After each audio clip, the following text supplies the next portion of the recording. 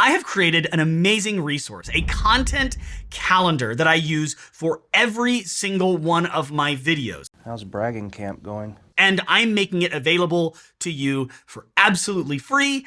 All you have to do is click the link down in the description. Wow. You may have heard at some point in your life a phrase that sounds like this: if you fail to plan, you plan to fail. And as content creators, we see this all the time. Someone who has great ideas, great on-camera personality, but they don't have a plan in place to make their video successful.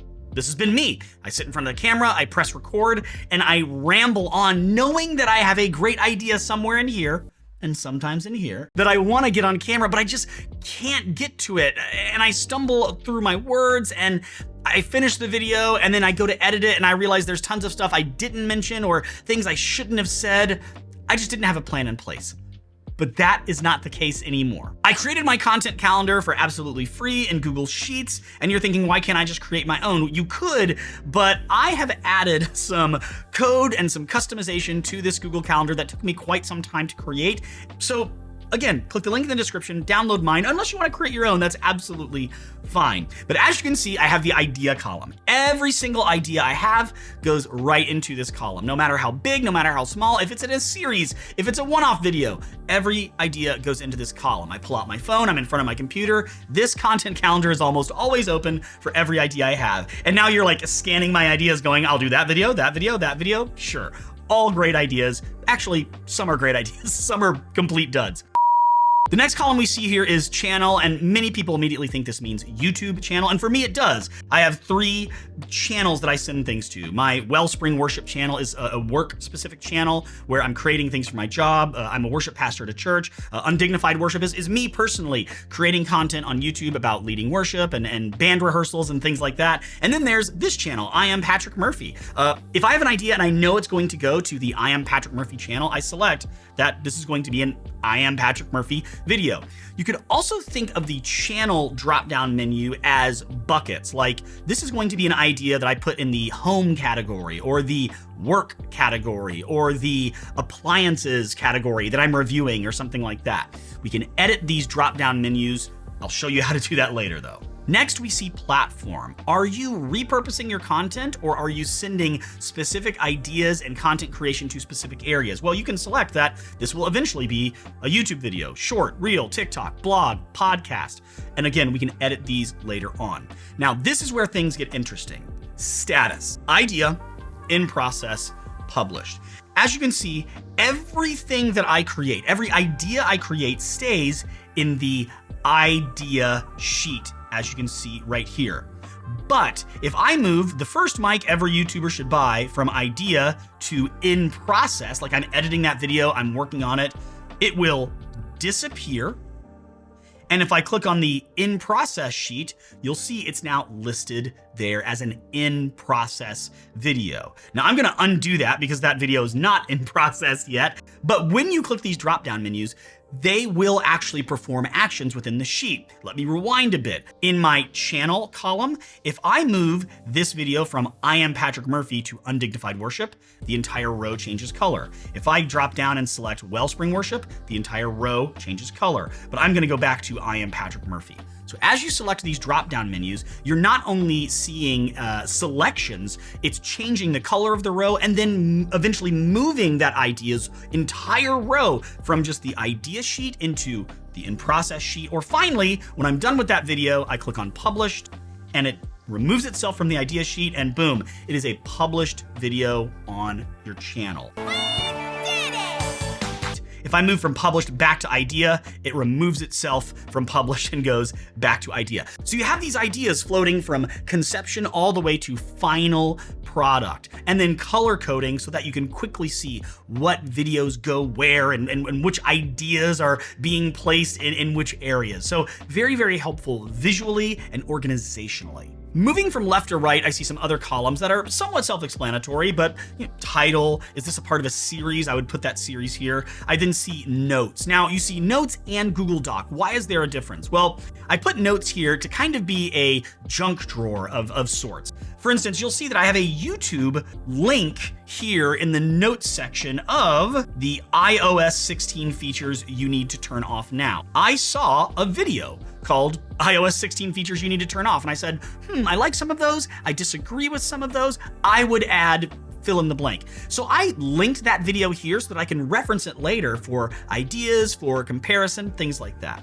You'll also see that I have this Google Docs column, and why both Notes and Google Docs. I'm a firm believer that at the very least, you should have bullet points or something you're working off of when you are making some piece of content, especially a long form video like I do. It may feel like it takes extra time to start out projects by writing scripts, but in the long run, you will save tons of time because you're not stammering in front of the camera like I have done at the beginning of this video, which you guys didn't see because I cleverly edited it out. But when you are using a script, it saves you tons of time because you're not doing 50 takes, you're probably doing 5 working off of this script. So I create a Google Doc for almost every idea I have to put scripts in, to put ideas in, things like that. At the very least, bullet points. That'll read script reads me. Moving on, I have tags. If I'm adding tags or hashtags to videos, I list them here. Maybe there's some that I want to use frequently. Did I add a call to action? And what was that call to action? Do I need to make notes or just put a check mark for when I have an end card that I've added to a video? Have I created a thumbnail? Do I want to link that or add that here? And then I have YouTube, Instagram, TikTok, Pinterest, and blog. And you can think of these as check marks. You can think of these as being cells where you can add in notes or ideas, but essentially you are taking an idea all the way from an idea to a title, to a series. What bucket does it go in? What platform am I sharing it on? Have I created a blog around it? Pinterest post? Is there an end card, a call to action? Almost everything you need to think through when creating content is listed here. And as you select these drop-down menus, it moves throughout this sheet from in process to idea to published. It changes color based on what bucket or what channel you want to put this idea into. But these are my drop downs. Yeah, it's mine. How do you create your own? Well, this is very easy. If I click this drop down menu, you'll see there's this little tool. And right from here, I can go ahead and add another item like I have my I Am Patrick Murphy, Undignified Worship, Wellspring Worship, and Family Life channel that I just created. And I click on done. Now here's what it's going to ask me. There are 563 other dropdowns with the same properties. Do you want to make changes to all of them or just this instance? I'm going to say just this instance. So again, it's going to ask you to make sure, hey, do you want to add this new dropdown selection here or everywhere? If I go to status here, idea, in process, published, click on the pencil, I can have more selections here if I would like. So these drop-down menus are completely customizable. And then finally, the colors. You may not like the colors I've selected. Well, if I move over here to the format menu and select conditional formatting, you'll see the colors I have listed here for different selections. And if I click on one of these codes, it says apply to the entire sheet. Custom formula is when I select I Am Patrick Murphy from this drop down, it changes to the color I have selected. So you have the ability to customize colors, drop down menus, and make this sheet your own while not having to know any of the code that I've put in here to make this sheet function. Now, obviously this is my content calendar, so I want to show you what it looks like when you click the link in the description and download your content calendar for absolutely free from me. So this is what it's going to look like. You're going to receive this message that says free content calendar. Don't forget to subscribe to my YouTube channel.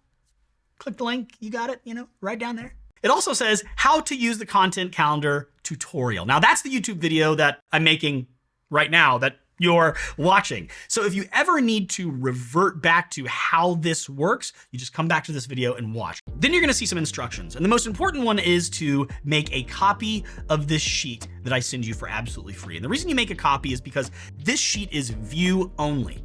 If you make a copy and start editing things, the original sheet is left intact. That way, if you make some customizations or edits and you go, I've just totally messed this thing up, you can always go back to square one and the original sheet is intact for you to work from. You're not gonna mess up the original. When I move from this welcome sheet to the idea sheet, you'll see everything looks very familiar, except there's no content, right? I can still click one of these idea drop downs and select in process. It will move itself along with all of its information and colors and everything to the in process sheet. I'm gonna undo that though. And I see, instead of saying my channel names, it now says not assigned, channel 1, channel 2, channel 3. So you have the ability to click this pencil and change channel 1, channel 2, channel 3 to whatever names you want. You can even change not assigned to something else. I can also move over to the format menu, conditional formatting, and once again, change the colors that I would like to change. Everything is available here for you to edit. This gives you the ability to not spend your time creating a resource like this, but if you click that link in the description and download my content calendar for absolutely free, you have the ability to start organizing your content creation journey. And it's gonna help you in the long run and save you tons of time, but you cannot leave without watching this video.